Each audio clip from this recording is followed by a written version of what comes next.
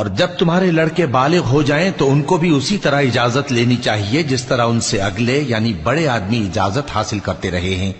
اس طرح اللہ تم سے اپنی آیتیں کھول کھول کر بیان فرماتا ہے، اور اللہ جاننے والا ہے، حکمت والا ہے۔ اور بڑی عمر کی عورتیں جن کو نکاح کی توقع نہیں رہی اور وہ زائد کپڑے اتار کر سر ننگا کر لیا کریں تو ان پر کچھ گناہ نہیں، بشرطے کہ اپنی زینت کی چیزیں نہ ظاہر کریں، اور اگر اس سے بھی بچیں تو یہ ان کے حق میں بہتر ہے،